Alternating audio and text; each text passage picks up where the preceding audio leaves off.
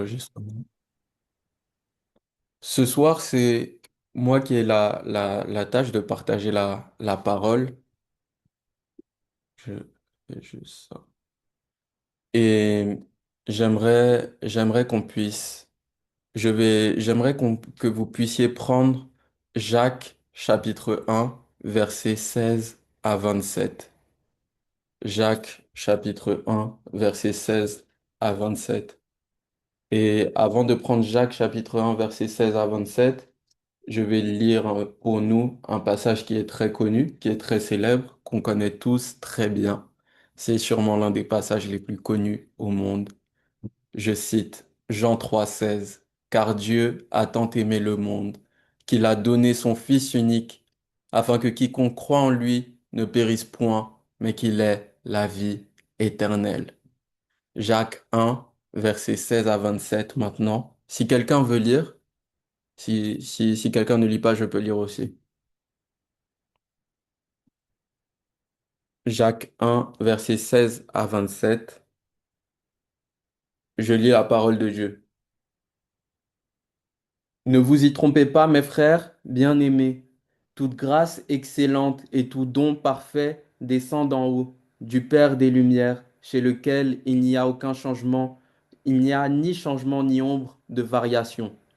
Il nous a engendrés selon sa volonté par la parole de vérité, afin que nous soyons de quelque sorte les prémices de ces créatures. Sachez-le, mes frères bien-aimés, ainsi que tout homme soit prompt à écouter, lent à parler, lent à se mettre en colère, car la colère de l'homme n'accomplit pas la justice de Dieu. C'est pourquoi, rejetant toute souillure et tout excès de malice, recevez avec douceur la parole qui a été, euh, qui a été plantée en vous et qui peut sauver vos âmes. Mettez en pratique la parole et ne vous bornez pas à l'écouter en vous trompant vous-même par de faux raisonnements. Car si quelqu'un écoute la parole et ne la met pas en pratique, il est semblable à un homme qui regarde dans un miroir son visage naturel et qui, après s'être regardé, s'en va et oublie aussitôt que- quel il était. Mais celui qui aura plongé les regards dans la loi parfaite, la loi de la liberté, et qui aura persévéré, n'étant pas un auditeur oublieux, mais se mettant à l'œuvre, celui-là sera heureux dans son activité. Si quelqu'un croit être religieux sans tenir sa langue en bride, rien sans tenir sa langue en bride, mais en trompant son cœur, la religion de cet homme est vaine. Verset 27, la religion pure et sans tache, et sans tache devant Dieu, notre Père, consiste à visiter les orphelins et les veuves dans leur affliction et à se préserver des souillures du monde. Amen. Amen. Amen. Amen. Le thème que je vais partager ce matin, c'est pas un thème qui est spécifique aux dons spirituels, mais c'est un thème qui est plus large en rapport avec les dons. Et c'est le thème suivant. Je suis appelé à être un don. Si quelqu'un peut écrire dans les commentaires, si quelqu'un peut dire aussi, je suis appelé à être un don. Amen. Je suis Je suis. appelée à être un don. Amen. Amen. Amen. Et le premier point du message de ce soir, c'est je ne suis pas là pour rien. Je ne suis pas là pour rien. Amen. Si on peut répéter encore, je ne suis pas là pour rien. Je ne suis pas là pour rien. Je ne suis pas Je là ne pour suis là rien. pour rien. Amen. Amen. Amen. La Bible dit dans le long passage que nous venons de lire, je vais lire les versets 17 et 18. Toute grâce excellente et tout don parfait descend d'en haut, du Père des Lumières, chez lequel il n'y a ni changement, ni ombre de variation. Il nous a engendrés selon sa volonté. Il nous a engendrés selon sa volonté par la parole de vérité, afin que nous soyons en quelque sorte les prémices de ces créatures. Amen. Et Dieu a créé chacun d'entre nous avec des dons et des talents. Nous avons tous quelque chose. Personne n'est capable de dire je n'ai rien. Personne n'est capable de dire je n'ai pas de don, je n'ai pas de talent, je n'ai rien. Dieu a créé chacun de nous avec des dons et des talents. En plus des dons et des talents, Dieu a créé chacun de nous avec un but particulier et pour une raison. Dieu a créé chacun de nous avec un but particulier et pour une raison. Et c'est la raison pour laquelle j'aime bien dire que Dieu n'est pas surpris à notre naissance. Il ne se pose pas la question, qu'est-ce que je vais faire de celui qui vient de naître là? Qu'est-ce que je peux bien faire avec lui? Non, il n'est pas surpris. Et nous naissons chacun d'entre nous avec un but, avec des dons et avec des capacités. Amen. Et c'est la raison pour laquelle Dieu dit à Jérémie, dans Jérémie 1 au verset 5, avant que je t'eusse formé dans le ventre de ta mère, je te connaissais. Et avant que tu fusses sorti de son sein, je t'avais consacré, je t'avais établi prophète des nations.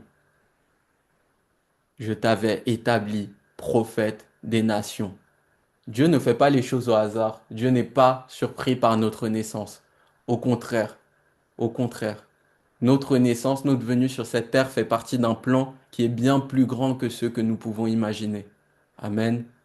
Et j'aime beaucoup ce que David a dit, conduit par l'Esprit dans le psaume 139. Je nous invite à aller dans le psaume 139. Le psaume 139.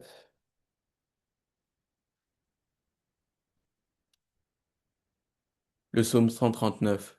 Le psaume 139, au verset 13, David dit, inspiré par l'Esprit, c'est toi qui as formé mes reins, qui m'as tissé dans le sein de ma mère. Il dit encore au verset 16, quand je n'étais qu'une masse informe, tes yeux me voyaient, et sur ton livre étaient tous écrits les jours qui m'étaient destinés avant qu'aucun d'eux existât. Amen. Amen. Disons encore, je ne suis pas là pour rien. Je ne suis pas là pour rien. Je ne suis pas là pour rien. Et c'est véritablement quelque chose qui ressort beaucoup du psaume 139. J'aimerais qu'on puisse lire le psaume 139 ensemble, à partir du verset 1 jusqu'au verset 18. Je vais lire pour nous la parole de Dieu. Éternel, tu me sondes et tu me connais. Tu sais quand je m'assieds et quand je me lève. Tu pénètres de loin ma pensée. Tu sais quand je marche, quand je me couche. Et tu pénètres toutes mes voies. Car la parole n'est pas sur ma langue que déjà, ô Éternel, tu la connais entièrement. Tu m'entoures par derrière et par devant, et tu mets ta main sur moi. Une science aussi merveilleuse est au-dessus de ma portée. Elle est trop élevée pour que je puisse la saisir. Où irai-je loin de ton esprit, et où fuirai-je loin de ta face? Si je monte aux cieux, tu y es. Si je me couche au séjour des morts, t'y voilà. Si je prends les ailes de l'aurore, et que j'aille habiter à l'extrémité de la mer, là aussi ta main me conduira, et ta droite me saisira. Si je dis, au moins les ténèbres me couvriront, la nuit devient lumière autour de moi. Même les ténèbres ne sont pas obscures pour toi. La nuit brille comme le jour et les ténèbres comme la lumière. C'est toi qui as formé mes reins, qui m'as tissé dans le sein de ma mère. Je te loue de ce que je suis une créature si merveilleuse. Tes œuvres sont admirables et mon âme le reconnaît bien. Mon corps n'était point caché devant moi lorsque j'ai été fait dans un lieu secret, tissé dans les profondeurs de la terre. Quand je n'étais qu'une masse informe, tes yeux me voyaient, et sur ton livre étaient tous inscrits les jours qui m'étaient destinés, avant qu'aucun d'eux existât. Que tes pensées, ô Dieu, me semblent impénétrables, que le nombre en est grand. Si je les compte, elles sont plus nombreuses que les grains, elles sont plus nombreuses que les grains de sable. Je m'éveille et je suis encore avec toi. Amen. Amen. Amen. Et ces versets nous montrent véritablement que Dieu nous connaît. Nous ne sommes pas là pour rien. Nous ne sommes pas là pour rien. Nous sommes là pour une raison. Dieu ne fait rien au hasard. Lorsque nous regardons dans Genèse, Dieu n'a rien créé au hasard. Dieu a créé les choses et les a créées dans l'ordre. Au commencement, il y avait les abîmes et Dieu a mis de l'or dans ces abîmes. Amen. Amen. Et j'aime beaucoup les versets 7 à 12 du psaume 139 qui nous montrent bien que nous pouvons nous cacher physiquement. Il est possible de chercher à se cacher physiquement comme Adam et Ève dans le jardin. Nous pouvons le voir dans Genèse 3, versets 8 et 9, pardon. Alors ils entendirent la voix de l'Éternel Dieu qui parcourait le jardin vers le soir.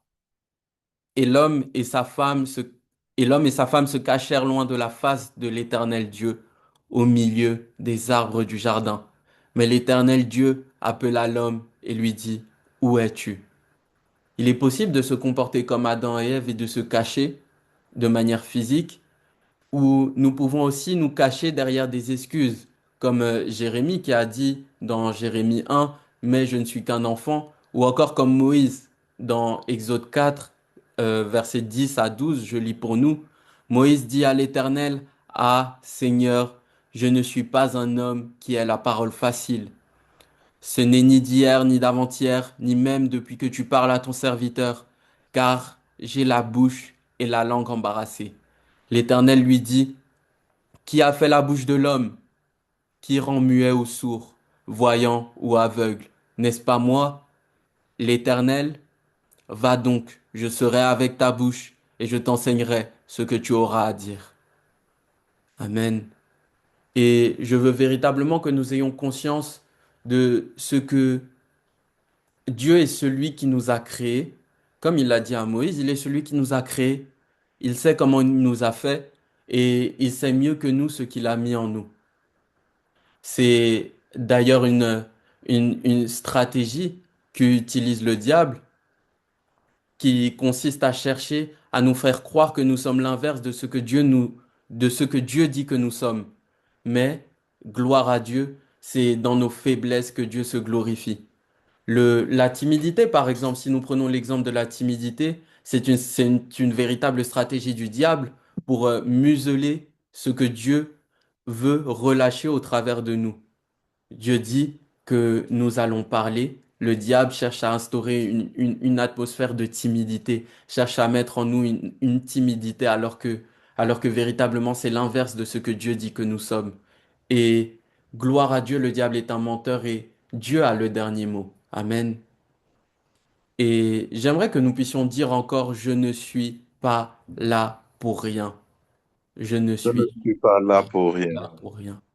Je ne suis pas là pour rien. Le deuxième point que j'aimerais aborder ce soir, c'est que nous sommes appelés à être un don et nous sommes appelés à exercer le don. Nous sommes appelés à être des dons, à être un don et nous sommes appelés à exercer le don. Si nous revenons dans Jacques chapitre 1, je vais lire pour nous les versets 23 et 24. La Bible dit, car si quelqu'un écoute la parole et ne la met pas en pratique, il est semblable à un homme qui regarde dans un miroir son visage naturel et qui, après s'être regardé, s'en va et oublie aussitôt quel il était. Jacques dit plus tard au chapitre 2, verset 14, mes frères, que sert-il à quelqu'un de dire qu'il a la foi s'il n'a pas les œuvres? Que sert-il à quelqu'un de dire qu'il a la foi s'il n'a pas les œuvres? Et nous venons de voir que nous ne sommes pas là pour rien. Nous venons de voir que nous ne sommes pas là pour rien et ne pas exercer le don, c'est nous comporter comme si nous étions là pour rien. Lorsque nous n'exerçons pas le don que Dieu a mis en nous, c'est une manière de se comporter comme si nous étions là pour rien. Et comme l'a dit Jacques à propos de la foi, j'aimerais bien le dire aussi à propos du don. Mes frères, mes sœurs, que sert-il à quelqu'un de dire qu'il a un don s'il n'a pas les œuvres? Que sert-il à quelqu'un de dire qu'il a un don s'il n'a pas les œuvres? Et c'est ce que Jésus nous a enseigné dans Matthieu 25, versets 14 à 30, avec la parabole des talents. Nous pouvons lire Matthieu, prenons Matthieu 25, versets 14 à 30. Matthieu 25, versets 14 à 30. Matthieu 25, versets 14 à 30.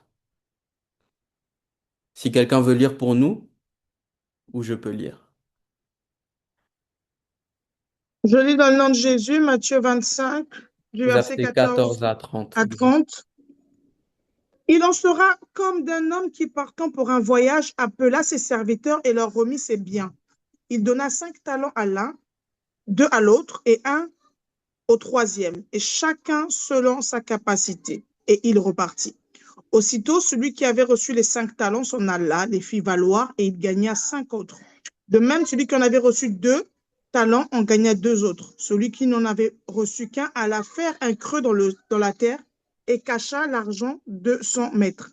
Longtemps après, le maître de ses serviteurs revint et leur fit rendre compte. Celui qui avait reçu les 5 s'approcha en apportant 5 autres talents et il dit, Seigneur, tu m'en avais remis 5 talents, voici, j'ai gagné 5 autres. Son maître lui dit, c'est bien. Bon et fidèle serviteur, tu as été fidèle dans peu de choses, je te confierai beaucoup. Entre dans la joie de ton maître. Celui qui en avait reçu 2 talents s'approcha aussi et il dit, Seigneur, tu m'avais remis 2 talents, voici, j'en ai gagné 2 autres. Son maître lui dit, c'est bien. Bon et fidèle serviteur, tu as été fidèle en peu de choses, je te confierai beaucoup. Entre dans la joie de ton maître. Celui qui n'en avait reçu qu'un s'approcha ensuite et lui dit, Seigneur, je savais que tu étais un maître, un homme dur, qui moissonne où tu n'as pas semé et qui amasse où tu n'as pas vanné. J'ai eu peur et je suis allé cacher ton talent dans la terre. Voici, prends ce qui est toi. Son maître lui répondit, serviteur méchant et paresseux, tu savais que je moissonne où je n'avais pas semé et que j'amasse où je n'ai pas vanné. Il te fallait donc remettre mon argent au banquier et à mon retour, j'aurais retiré ce qui est à moi avec intérêt. Ôtez-lui donc ce talent et donnez-le à celui qui a les 10, car on donnera à celui qui a et il sera dans l'abondance, mais à celui qui n'a pas, on ôtera même ce qu'il a. Et le serviteur inutile, jetez-le dans le ténèbre du dehors où il y aura des pleurs et des graissements dedans. Amen. Amen. Amen. Amen. Amen. Jésus a raconté aussi une autre parabole à ce sujet dans Luc 19, versets 11 à 27. Luc 19, versets 11 à 27. Je vais lire pour nous. Luc 19, versets 11 à 27. Ils écoutaient ces choses et Jésus ajouta une parabole parce qu'il était près de Jérusalem et qu'on croyait qu'à l'instant le royaume de Dieu allait paraître. Il dit donc, un homme de haute naissance s'en alla dans un pays lointain pour se faire investir de l'autorité royale et revenir ensuite. Il appela 10 de ses serviteurs, leur donna 10 000 et leur dit, faites-les valoir jusqu'à ce que je revienne. Mais ses concitoyens le haïssaient et ils envoyèrent une ambassade après lui pour dire, nous ne voulons pas que cet homme règne sur nous. Lorsqu'il fut de retour, après avoir été investi de l'autorité royale, il fit appeler auprès de lui les serviteurs auxquels il avait donné l'argent, afin de connaître comment chacun l'avait fait valoir. Comment chacun l'avait fait valoir. Verset 16. Le premier vint et dit, Seigneur, ta mine a rapporté 10 000. Il lui dit, c'est bien, bon serviteur, parce que tu as été fidèle en peu de choses, reçois le gouvernement de 10 villes. Le second vint et dit, Seigneur, ta mine a produit 5 000. Il lui dit, toi aussi, sois établi sur 5 villes. Un autre vint et dit, Seigneur, voici ta mine que j'ai gardée dans un linge, car j'avais peur de toi, parce que tu es un homme sévère. Tu prends ce que tu n'as pas déposé et tu moissonnes ce que tu n'as pas semé. Verset 22, il lui dit, je te juge sur tes paroles, méchant serviteur. Tu savais que je suis un homme sévère, prenant ce que je n'ai pas déposé et moissonnant ce que je n'ai pas semé. Pourquoi donc n'as-tu pas mis mon argent dans une banque, afin qu'à mon retour je le retirasse avec un intérêt? Puis il dit à ceux qui étaient là, ôtez-lui la mine et donnez-la à celui qui a 10 000. Ils lui dirent, Seigneur, il a 10 mines. Je vous le dis, on donnera à celui qui a, mais à celui qui n'a pas, on notera même ce qu'il a. Au reste, amenez ici mes ennemis qui n'ont pas voulu que je régnasse sur eux, et tuez-les en ma présence. Amen. Amen. Amen. Et ces deux passages, ces deux paraboles révèlent véritablement le cœur de Dieu en rapport avec ce qu'il nous donne, en rapport avec les dons qu'il met en nous, en rapport avec les talents qu'il met en nous. Je veux que nous puissions porter du fruit. Dieu veut que nous puissions faire fructifier ce qu'il nous a donné, ce qu'il a mis en nous. Au contraire, Dieu est déçu si nous gardons le don pour nous, sans porter de fruits. Si nous conservons le don, même si nous perdons le don, si nous le conservons, Dieu est déjà déçu. Dieu est déçu. Dieu est déçu. Et il attend véritablement de nous que nous puissions porter du fruit. Et c'est la raison pour laquelle ne pas exercer le don peut avoir de graves conséquences. Peut avoir de graves conséquences pour nous, comme nous l'avons vu dans les précédentes paraboles. Nous pouvons être perdus parce que nous n'avons pas bien fait usage du don que Dieu a mis en nous. Et ne pas exercer le don peut avoir des conséquences, de mauvaises conséquences des conséquences sur toutes les personnes qui sont autour de nous. C'est le cas, par exemple, avec Joseph. Joseph, à qui il a été donné le don d'avoir des rêves et de pouvoir interpréter ses rêves.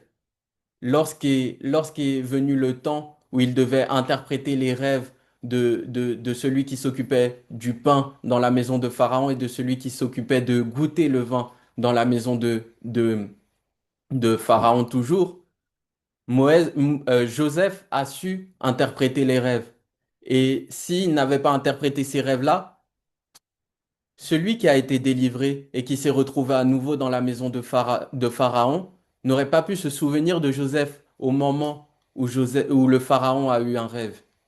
Et une nouvelle fois, lorsque le Pharaon a eu un rêve, si Joseph avait gardé ce don pour lui, si lorsqu'on est venu le chercher pour le présenter à la cour de Pharaon, il avait dit, c'est faux, ce n'est pas de moi qu'on parle, ce n'est pas moi qui ai le don pour interpréter les rêves. S'il s'était comporté de cette manière, l'Égypte aurait sombré dans la famine, d'une part, mais aussi sa famille qui subissait les conséquences de la famine n'aurait pas bénéficié de la bénédiction qu'il y avait sur l'Égypte parce que Joseph a interprété le rêve de Pharaon. Amen. C'est la raison pour laquelle ne pas exercer le don peut avoir de graves conséquences. C'est ce que nous voyons aussi dans l'histoire d'Esther. L'histoire d'Esther nous montre très clairement que si elle n'avait pas exercé le don qui lui avait été donné, la grâce qui lui avait été donnée d'être une personne qui soit agréable au roi, si elle n'avait pas exercé ce don-là, le peuple juif aurait été détruit. Et nous pouvons le voir dans Esther 4, versets 13 à 14. Esther 4, versets 13 à 14, je vais lire pour nous. Mardochée fit répondre à Esther, ne t'imagine pas que tu échapperas seul d'entre tous les Juifs, parce que tu es dans la maison du roi. Car si tu te tais maintenant, le secours et la délivrance surgiront d'autre part pour les Juifs, et toi et la maison de ton père, vous périrez. Et qui sait si ce n'est pas pour un temps comme celui-ci que tu es parvenu à la royauté. Et cette dernière phrase de Mardochée m'interpelle particulièrement. Qui sait si ce n'est pas pour un temps comme celui-ci que tu es parvenu à la royauté? On pouvait dire la même chose à Joseph lorsqu'il était en Égypte. Et Joseph l'a compris. Joseph l'a compris lorsqu'il a vu revenir ses frères, ses parents, sa famille en Égypte. Il l'a compris. Il a compris. Qui sait si ce n'est pas pour un temps comme celui-ci que tu as été vendu comme esclave et que tu es arrivé en Égypte? Qui sait? Qui sait? Et une des caractéristiques que nous pouvons voir du don dans ces deux histoires en particulier, c'est qu'il semble que le don ait la capacité de nous amener d'un point A à un point B. Là, on a besoin de ce don. C'est comme si le don nous attirait là où on avait besoin de ce don. Là où le don est, il y aura des gens qui auront besoin de ce don-là. Et c'est ce que nous pouvons voir avec l'histoire de Joseph, comme nous avons vu, avec Esther aussi. Et pendant que je réfléchissais là-dessus, il m'est venu aussi l'exemple de l'histoire de David. David qui entre dans la maison du roi Saül parce que on a entendu dire que c'était un homme qui était doué pour jouer de la harpe. Et on a entendu dire que lorsqu'il jouait, ça pouvait apaiser. Prenons garde, prenons garde, prenons garde aux dons que Dieu a mis en nous, car Dieu veut les utiliser. Et ça peut devenir très dangereux, ça peut devenir véritablement dangereux si nous ne faisons pas usage du don que Dieu a mis en nous. Ça peut être dangereux. Et véritablement, nous pouvons dire cette phrase maintenant, je ne suis pas là où je suis pour rien.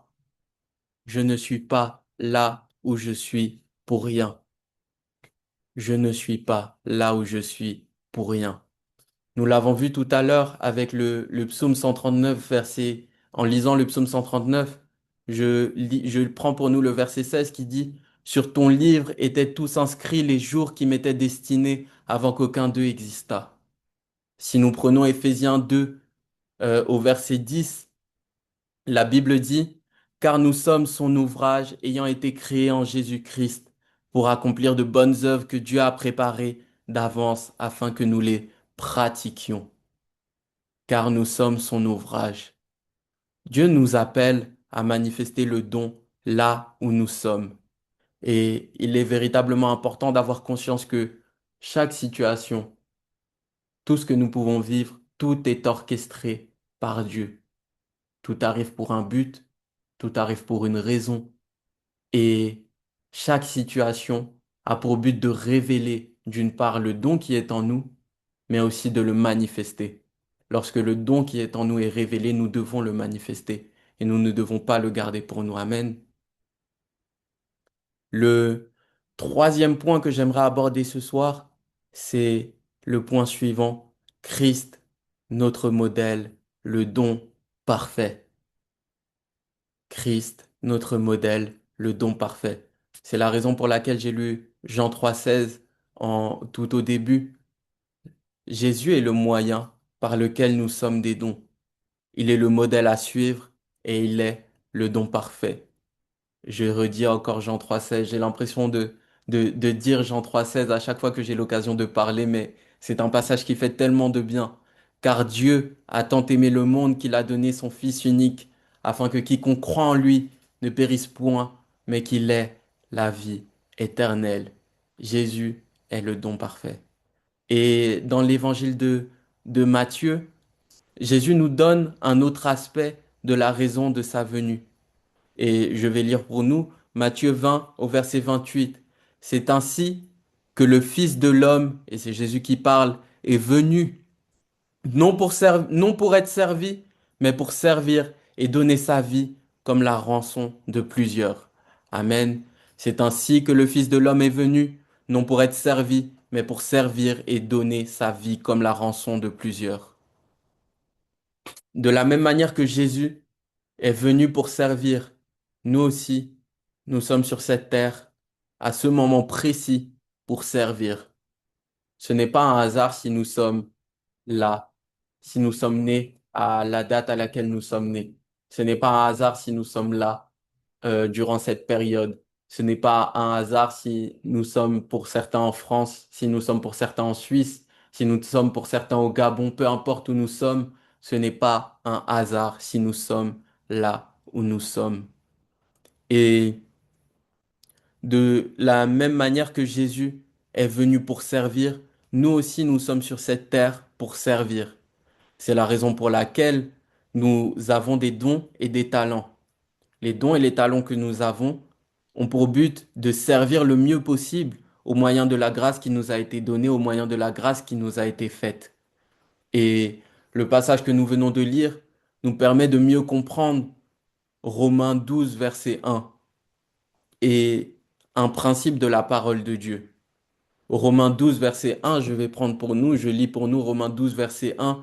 Je vous exhorte donc, frères, par les compassions de Dieu, à offrir vos corps comme un sacrifice vivant, saint et agréable à Dieu, ce qui sera de votre part un culte raisonnable.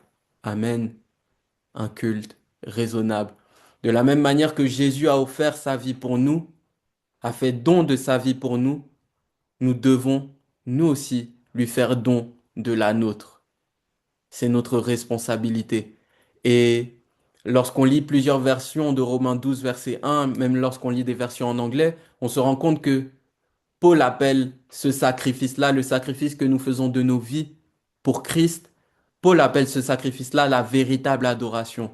Il appelle ça l'adoration qui est logique. Il appelle ça l'adoration de base. Il appelle ça l'adoration qui est intelligente. C'est la base. C'est le commencement. C'est ce à quoi nous avons été appelés aussi. De la même manière que Jésus a offert sa vie pour nous, nous, nous devons lui offrir la nôtre. Et Jésus nous enseigne aussi cela très clairement dans Matthieu 18, versets 21 à 35. Matthieu 18, versets 31 à 35. J'aimerais qu'on puisse prendre Matthieu 18, versets 31 à 35. Matthieu 18, versets, versets 21 à 35. Je vais lire la parole de Dieu. Matthieu 18, versets 21 à 35. Alors Pierre s'approcha de lui et dit, Seigneur, combien de fois pardonnerai-je à mon frère lorsqu'il péchera contre moi? Sera jusqu'à 7 fois? Et j'ai pris ce passage, avant de continuer, j'ai pris ce passage car il nous montre véritablement le principe que j'aimerais creuser et qu'il y a dans la Bible à plusieurs reprises. Je continue, verset 22. Jésus lui dit, je ne te dis pas jusqu'à 7 fois, mais jusqu'à 70 fois 7 fois. Verset 23, c'est pourquoi le royaume des cieux est semblable à un roi qui voulut faire rendre compte à ses serviteurs. Quand il se mit à compter, on lui amena un qui devait 10 000 talents. Comme il n'avait pas de quoi payer, son maître ordonna qu'il fût vendu, lui, sa femme et ses enfants, et tout ce qu'il avait, et que et que la dette fût acquittée. Le serviteur se jetant à terre, se prosterna devant lui et dit, Seigneur, aie patience envers moi, et je te paierai tout. Ému de compassion, le seigneur de ce serviteur le laissa aller et lui remit la dette. Verset 28. Après qu'il fut sorti, ce serviteur rencontra un de ses compagnons qui lui devait 100 deniers. Il le saisit et l'étranglait en disant, Paye ce que tu me dois. Verset 29. Son compagnon, se jetant à terre, le suppliait, disant, Aie patience envers moi et je te paierai. Mais l'autre ne voulut pas, et il alla le jeter en prison, jusqu'à ce qu'il eût payé ce qu'il devait. Ses compagnons, ayant vu ce qui était arrivé, furent profondément attristés, et ils allèrent raconter à leur maître tout ce qui s'était passé. Verset 32. Alors le maître fit appeler ce serviteur et lui dit, Méchant serviteur, je t'avais remis en entier ta dette, parce que tu m'en avais supplié. Ne devais-tu pas aussi avoir pitié de ton compagnon, comme j'ai eu pitié de toi? Et son maître hérité le livra au bourreau, jusqu'à ce qu'il eût payé tout ce qu'il devait. C'est ainsi que mon Père céleste vous traitera, si chacun de vous ne pardonne à son frère de tout son cœur. Amen. Amen. Et cette parabole nous conduit à mon prochain point, comment être un don. Comment être un don. Comment être un don. Et cette parabole, véritablement, nous montre un principe clair dans les Écritures qu'on retrouve tout au long des Écritures. On le retrouve dans l'Ancien comme dans le Nouveau Testament. On le retrouve de la bouche de Jésus comme ici. On le retrouve à plusieurs reprises. C'est que lorsque Dieu nous donne quelque chose, c'est notre responsabilité de le donner en retour, d'être capable de le donner en retour. C'est la raison pour laquelle il a envoyé Jésus. Dieu a envoyé Jésus en sacrifice pour nous. Il attend de nous que nous puissions lui offrir nos vies en sacrifice pour lui. C'est un principe clair. Et pour répondre à la question comment être un don, j'ai noté plusieurs phrases qui nous montrent comment être un don. Et la première de ces phrases, c'est je suis un don lorsque je pardonne à celui qui m'a fait tort comme Dieu m'a pardonné. C'est ce que nous venons de voir dans la parabole. Je suis un don lorsque je pardonne à celui qui m'a fait tort comme Dieu m'a pardonné. Je suis aussi un don lorsque je fais grâce à une personne qui ne mérite pas, comme Dieu l'a fait pour moi alors que je ne le méritais pas. Lorsqu'on refuse de faire grâce à quelqu'un, nous nous comportons comme si nous avons mérité la grâce que Dieu nous a fait de connaître son Fils, la grâce que Dieu nous a fait de pouvoir le connaître. C'est comme si c'était quelque chose de mérité. Si nous cherchons à le faire mériter à quelqu'un, c'est comme si nous nous comportons de la sorte. Encore une fois, nous pouvons dire, je suis un don lorsque j'écoute attentivement cette personne qui, je le sais, va parler pendant des heures, mais qui a besoin de se confier. Lorsque je suis une oreille attentive pour cette personne-là, je suis un don. Dieu ne se lasse pas d'écouter nos prières. Dieu ne se lasse pas d'écouter nos supplications. De la même manière, soyons des dons et écoutons ceux qui ont besoin d'être écoutés. Amen. Je suis aussi un don lorsque je me réjouis pour la personne qui a reçu la bénédiction pour laquelle je prie depuis des années. Ça peut être douloureux. On peut être là tous ensemble, prier. Et moi, je prie pour un travail depuis 5 ans. Je prie pour un travail et c'est mon frère qui prie pour un travail depuis 3 semaines qui reçoit sa bénédiction. Je suis un don lorsque je me réjouis avec lui aussi. Lorsque je ne suis pas envieux. Lorsque je ne suis pas envieux, mais au contraire, je me réjouis avec lui pour la grâce qui a été faite, qui lui a été donnée, d'avoir ce travail pour lequel je prie depuis 5 ans, mais lui prie depuis 3 semaines et il a été exaucé. Amen. Je suis, je suis aussi un don lorsque je pleure avec celui qui pleure. Lorsque je pleure avec celui qui pleure, nous avons vu dans la parabole, lorsque le serviteur aux pieds, s'est mis à genoux, s'est prosterné, s'est jeté à terre, le maître a été ému de compassion. Lorsque je suis rempli de compassion, lorsque je suis capable de souffrir avec celui qui souffre, lorsque je suis capable de pleurer avec celui qui pleure, c'est une manière pour moi d'être un don. Je suis aussi un don lorsque j'exerce l'hospitalité. La Bible nous l'enseigne à plusieurs reprises. Lorsque j'exerce l'hospitalité, je suis un don. Et ce n'est pas dans mes notes, mais je pense à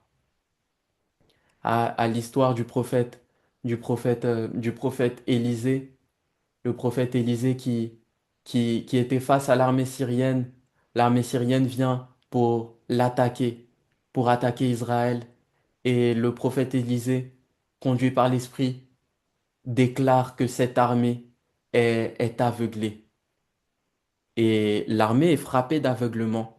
L'armée est véritablement frappée d'aveuglement. Et elle arrive devant le prophète et ne sachant pas qu'elle est devant le prophète, elle demande où est le prophète, où est le roi d'Israël pour que nous voulons l'attaquer. Et le prophète, rempli de sagesse et conduit par l'Esprit, emmène le, emmène les différents soldats de l'armée syrienne dans la cour du roi.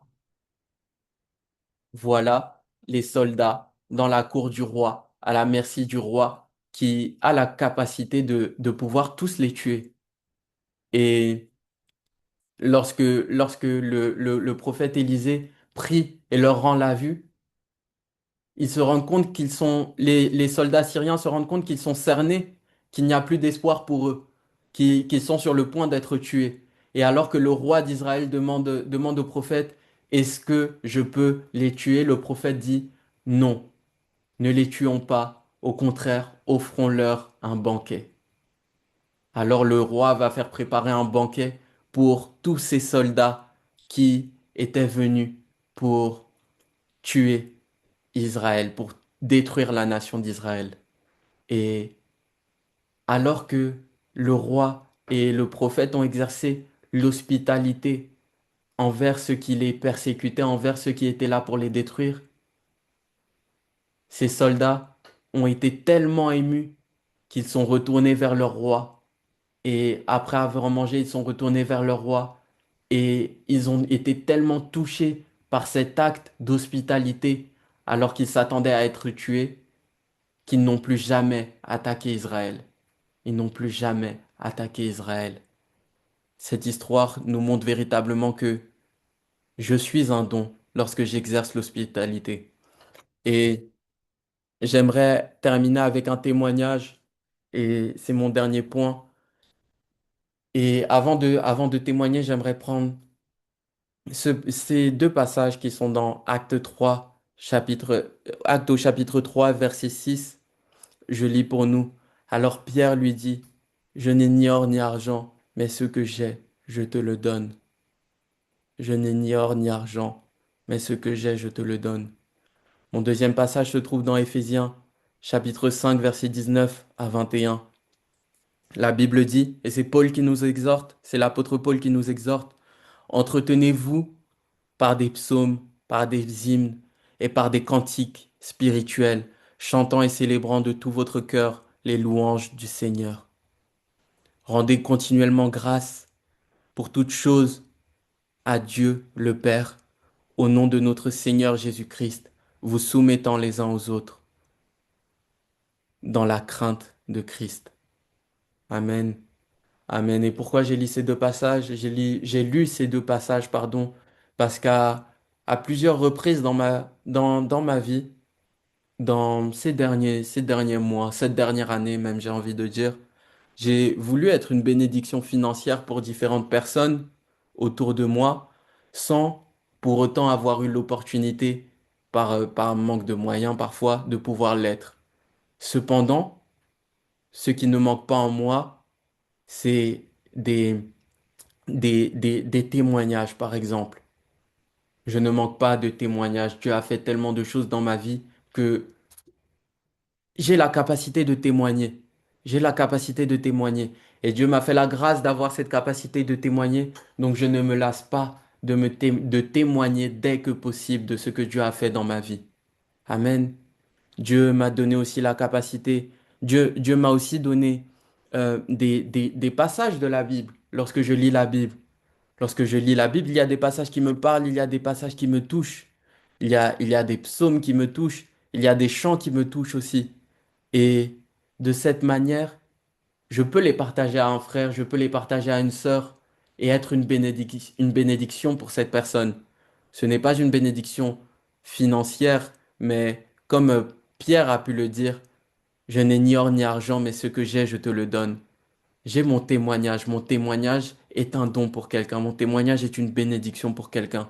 Le passage que j'ai lu dans la semaine, le verset du jour que j'ai lu et que la personne à côté de moi n'a peut-être pas lu, il peut être une bénédiction pour quelqu'un. Il peut être une bénédiction pour quelqu'un. Le chant qui m'a touché durant la semaine lorsque j'étais sur YouTube ou lorsque j'écoutais un chant en particulier, il peut être une bénédiction. De la même manière qu'il a été une bénédiction pour moi, il peut être une bénédiction pour la personne qui est à côté de moi. Il peut être une bénédiction pour mon frère et pour ma sœur.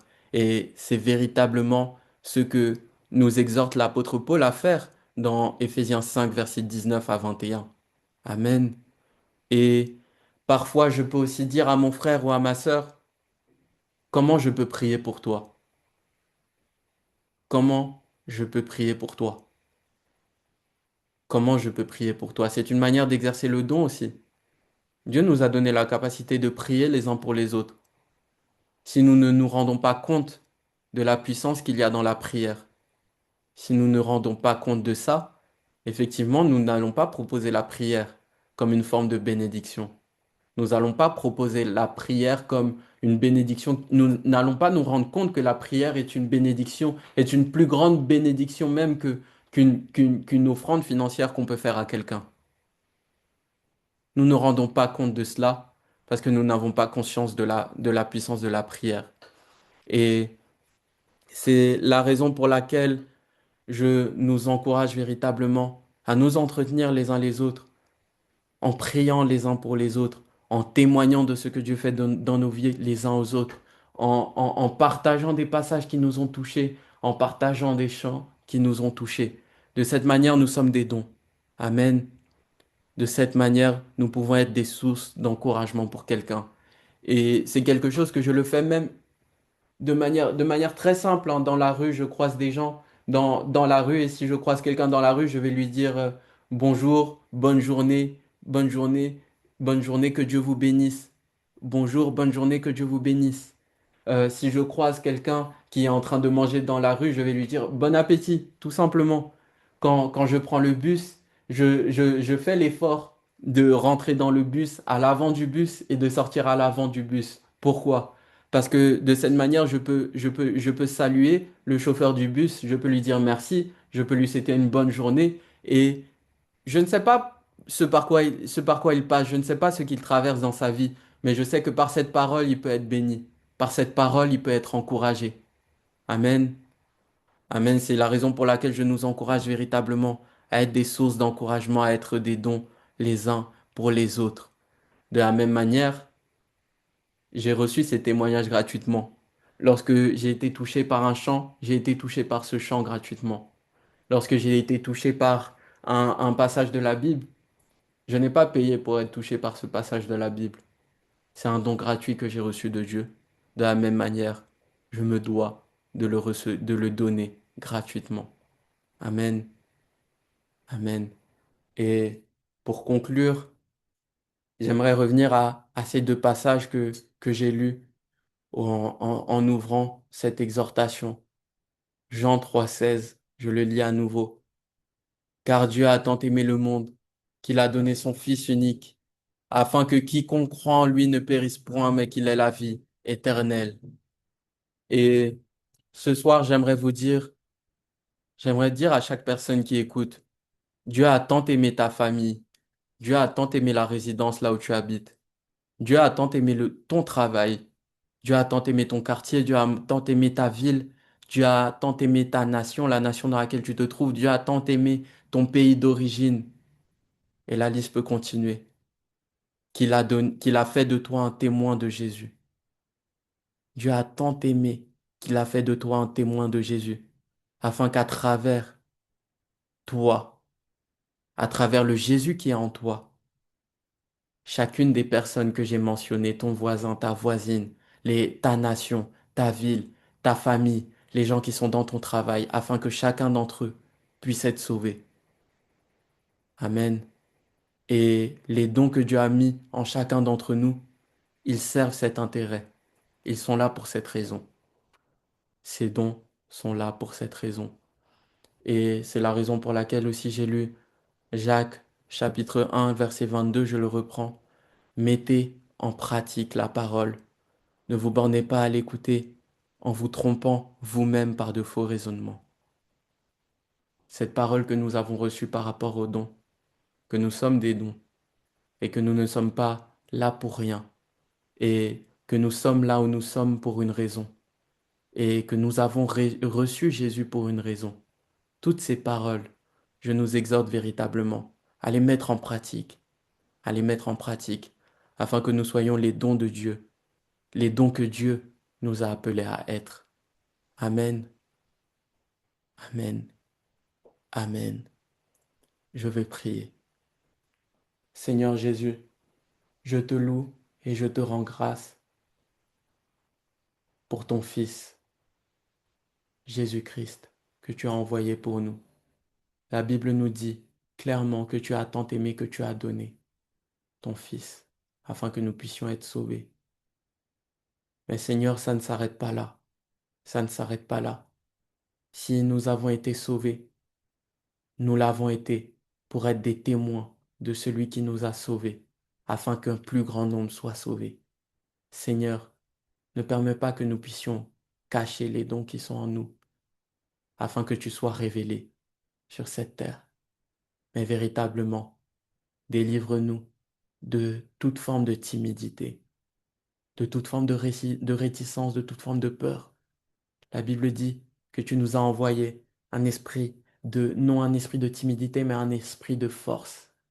Seigneur, remplis-nous de cet esprit, remplis-nous de cette audace avec laquelle les apôtres exerçaient leur ministère dans Actes des Apôtres, cette audace avec laquelle toi, tu as exercé ton ministère, cette audace avec laquelle Jean le Baptiste a exercé le ministère.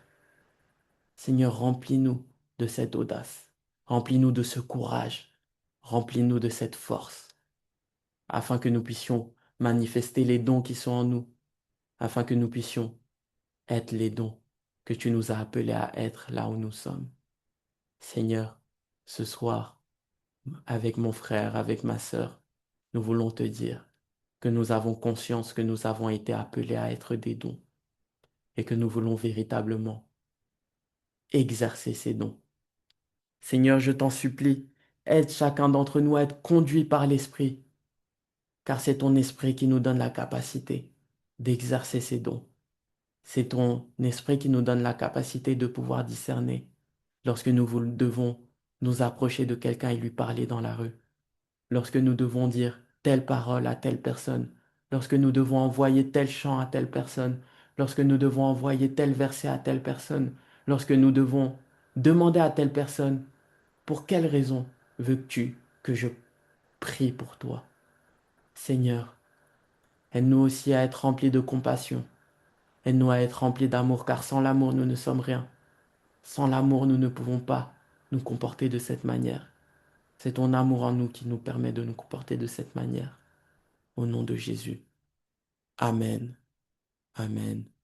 Amen. Amen.